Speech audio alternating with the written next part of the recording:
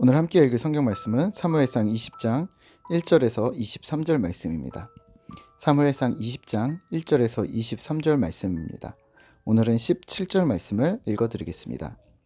다윗에 대한 요나단의 사랑이 그를 다시 맹세하게 하였으니 이는 자기 생명을 사랑함 같이 그를 사랑함이었더라.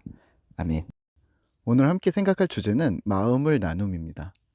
본문 사무엘상 20장은 계속해서 다윗의 도피 생활이 이어집니다.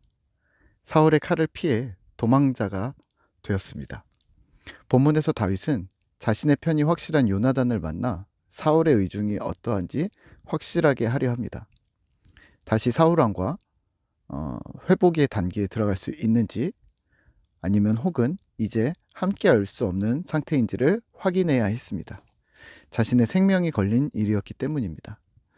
먼저 다윗은 왕의 만찬에 당연히 참석을 해야 하는데 그 불참하며 그 불참 사유로 사울의 진정한 의도를 알 수 있다고 생각했습니다.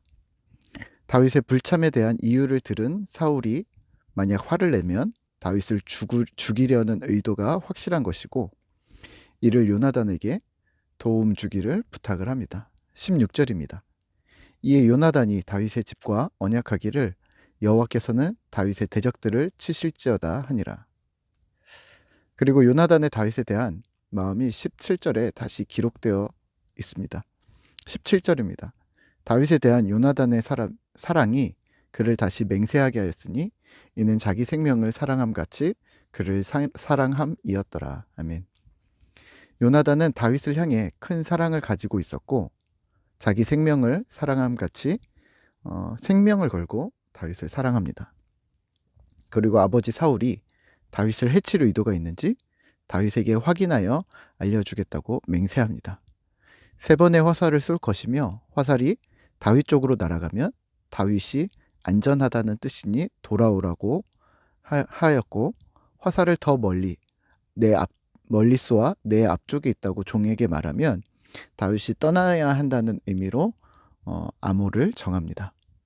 오늘 말씀을 대하며 우리가 엿볼 수 있는 것은 다윗과 요나단의 마음을 나눈 우정입니다.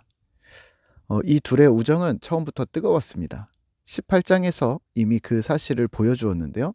18장 1절입니다. 다윗이 사울에게 말하기를 마침에 요나단의 마음이 다윗의 마음과 하나가 되어 요나단이 그를 자기 생명같이 사랑하니라. 3절과 4절입니다. 요나단은 다윗을 자기 생명같이 사랑하여 더불어 언약을 맺었으며 요나단이 자기가 입었던 겉옷을 벗어 다윗에게 주었고 자기 군복과 칼과 활과 띠도 그리하였더라. 아멘. 겉옷을 벗어주고 군복과 칼과 활, 띠도 그리하였다는 것은 존경과 우정이 담긴 상징적 표시였습니다. 더 나아가 이스라엘의 왕위 계승자가 요나단이 아닌 다윗이라는 것을 스스로 인정했던 듯합니다. 그리고 이것이 다윗이 군인이 될 때 처음 마음이었다면 몇 년이 흘렀는지 모르지만 지금도 여전히 그러하다는 것은 20장을 통해서 알 수 있습니다. 오늘 우리가 체크할 것은 나는 요나단과 같은 다윗과 같은 신앙의 동료들이 있는가 살펴보시면 어떨까요? 우리의 신앙은 혼자 하는 것이 아니기 때문입니다. 세상을 혼자 살아갈 수 없듯이 신앙생활 역시 홀로 한다고 생각하지 마셔야 합니다. 신앙의 동료, 다른 말로 바꾸면 공동체 식구라고도 표현할 수 있겠는데요. 그런 믿음의 동지들이 있으셔야 합니다. 신앙의 동지들이 필요한 이유가 2가지가 있습니다. 첫 번째는 어려울 때 도와줄 수 있는 밀어주고 끌어주고 하는 동료들을 통해서 힘을 얻을 수 있다는 부분입니다. 이 부분은 많은 분들이 알고 계시지만 진짜 진실한 동료가 되셔야 합니다. 회방꾼이 되거나 걸림돌이 되지 말으셔야 한다는 말입니다. 2번째는 형제 사랑이 명령이라는 사실입니다. 사실은 형제 사랑 정도가 아니라 신앙 공동체의 구성원을 너의 가족으로 받아들이라는 명령입니다. 형제 사랑을 해도 되고 안 해도 되는 중간 지점에 있다고 본다면 가족으로 받아들이라는 명령은 이웃사랑의 강제성, 하나님의 엄중한 명령으로 받아들이셔야 합니다. 그러니까 예수를 믿는 순간부터 우리는 신앙 공동체를 가족으로서 사랑해야 하는 명령 안에 놓이게 되는 것이죠. 가족이라고 표현하는 이유는 다음과 같습니다. 가족을 우리는 선택할 수 없습니다. 가족을 중간에 떠날 수 없습니다. 아버지를 오늘부터 아버지 아니라고 말할 수 없고, 아들을 오늘부터 아들 안 한다고 끊는다고 할 수 없는 것과 마찬가지입니다. 아무리 잘 안 맞아도 결국 잘해보고 싶은 마음의 의무감을 계속 주는 것이 가족입니다. 신앙 공동체 역시 같습니다. 형제 사랑을 해도 되고 안 해도 되고가 아니라 사랑을 해야 한다는 엄중한 명령에 우리는 순종해야 하는 것이죠. 요한일서 4장 20절에서 21절입니다. 누구든지 하나님을 사랑하노라 하고 그 형제를 미워하면 이는 거짓말하는 자니 보는 바 그 형제를 사랑하지 아니하는 자는 보지 못하는 바 하나님을 사랑할 수 없느니라. 우리가 이 계명을 주께 받았나니 하나님을 사랑하는 자는 또한 그 형제를 사랑할지니라. 아멘. 이 형제 사랑은 형제를 내 몸으로, 내 가족으로 인식하셔야 한다는 말입니다. 그러면 오늘 우리는 어떻게 행동해야 할까요? 우선 교회 공동체, 내 눈앞에 보이는 공동체를 가족으로 받아들이셔야 합니다. 한 사람을 사랑한다는 것이 얼마나 힘든 일인지 우리는 이미 잘 알고 있지만 그래도 버리거나 끊을 수 없는 가족임을 인지하셔야 합니다.